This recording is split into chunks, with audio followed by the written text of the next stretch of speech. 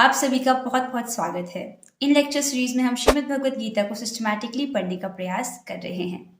पिछली वीडियो में हमने जाना कि भीष्म पितामह अपना शंख बजाते हैं जिसकी ध्वनि कैसी थी, सिंह की गर्जना जैसी थी। अब उसके बाद क्या हुआ ये हम आज जानेंगे। और आज हम पढ़ेंगे कि भगवद गीता के मुख्य किरदार अर्जुन और कृष्ण की एंट्री कैसे होती है। अध्याय 1 श्लोक संख्या 13। तथा शंखाश्च भैर्यश्च पणवानक गोमुखाः ससेवाभ्यहन्यन्तः शब्दस्तुमुलोऽभवत्। तथा शंखाश्च भैर्यश्च, तत्पश्चात बड़े बड़े ढोल और नगाड़े, और पणवानक गोमुखा, ढोल तथा मृदंग, और गोमुखा यानी श्रृंग, सहसेवाभ्यहन्यन्तः, अचानक एक साथ बज गए। तो जब एक साथ शंख, बड़े बड़े ढोल, नगाड़े, ये मृदंग, ये सब बज रहे हैं तो कैसा सुनाई दे रहा है? शब्दस्तुमुलोऽभवत्।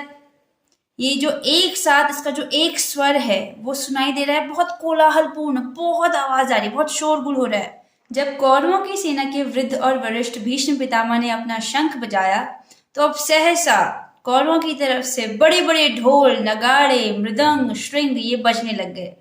यानी कि कौरवों की सेना ने अब युद्ध की घोषणा कर दी है। अभी तक पांडवों ने अपनी तरफ से युद्ध की घोषणा नहीं की है, पहले कौरवों ने अपनी तरफ से युद्ध की घोषणा कर दी है। जब एक साथ बड़े बड़े ढोल, नगाड़े, मृदंग और श्रृंग बजने लगे तो उनकी गूंज से, उनकी कोलाहल से पूरा आकाश गूंजने लगा। ऐसा स्वर, ऐसी ध्वनि सुन के दुर्योधन बहुत खुश हुआ कि हाँ, अब युद्ध होने वाला है। और धृतराष्ट्र जो अपने कक्ष में बैठे हैं और संजय से पूछते हैं कि युद्ध क्षेत्र में क्या हुआ, वो भी ये जान के बड़े खुश होते हैं कि हाँ, अब युद्ध होने जा रहा है। ये सब कोलाहल सुनकर पांडवों की तरफ से क्या प्रतिक्रिया रही, आइए अब वो पढ़ते हैं। आखिरकार हम श्लोक संख्या 14 तक पहुंच चुके हैं, जिसमें कृष्ण और अर्जुन की एंट्री होती है, जिसमें हम ये जानेंगे कि कृष्ण और अर्जुन युद्ध क्षेत्र में कैसे लग रहे हैं। तथा श्वेतर्हयर्युक्ते महती स्यन्दने स्थितौ माधव पाण्डवश्चैव दिव्यौ शंखौ प्रदद्मतु। तथा श्वेतर्हयर्युक्ते, तत्पश्चात, इसके बाद, श्वेत घोड़ों से युक्त, सफेद घोड़ों से युक्त, महती स्यन्दने स्थितौ, विशाल रथ में आसीन, एक बहुत बड़े रथ में बैठे हुए, माधव पांडवश्चैव, माधव यानी कृष्ण, पांडुपुत्र अर्जुन, कृष्ण और अर्जुन ने, दिव्य शंखौ प्रदद्मतु, अपने दिव्य शंखों को बजाया। अनुवाद, दूसरी ओर से श्वेत घोड़ों द्वारा खींचे जाने वाले विशाल रथ पर आसीन कृष्ण तथा अर्जुन ने अपने अपने दिव्य शंख बजाए। आइए प्रभुपाद जी की टीका से पढ़ते हैं। भीष्मदेव द्वारा बजाए गए शंख की तुलना में कृष्ण तथा अर्जुन के शंखों को दिव्य कहा गया है। दिव्य शंखों के नाद से यह सूचित हो रहा था कि दूसरे पक्ष की विजय की कोई आशा न थी, क्योंकि कृष्ण पांडवों के पक्ष में थे। तो रथ कैसा है? विशाल रथ है। उसके घोड़े कैसे हैं? श्वेत घोड़े हैं, सफेद घोड़े हैं। उस रथ पर कौन आसीन है? कृष्ण और अर्जुन। उन्होंने क्या किया? उन्होंने अपने अपने दिव्य शंख बजाए। तो अभी कौरवों की तरफ से बड़े बड़े शंख, ढोल, नगाड़े, मृदंग, तुरही ये सब बज रहे थे और बहुत कोलाहल हो रहा था, बहुत शोरगुल मच रहा था। अब प्रतिक्रिया में पांडवों ने, कृष्ण और अर्जुन ने अपने अपने दिव्य शंख बजाए। तो अब पूरे युद्ध स्थल में उनके दिव्य शंखों की दिव्य ध्वनि गूंज रही है। जयस्तु पांडुपुत्राणाम येषां पक्षे जनार्दनः। जय सदा पांडु के पुत्र जैसों की होती है, क्योंकि भगवान कृष्ण उनके साथ हैं।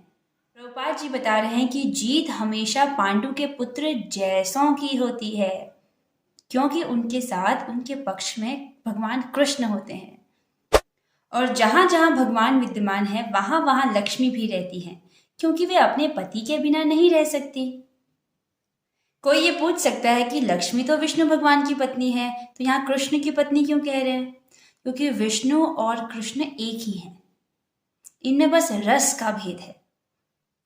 अतः जैसा कि विष्णु या भगवान कृष्ण के शंख द्वारा उत्पन्न दिव्य ध्वनि से सूचित हो रहा था, विजय तथा श्री दोनों ही अर्जुन की प्रतीक्षा कर रही थी।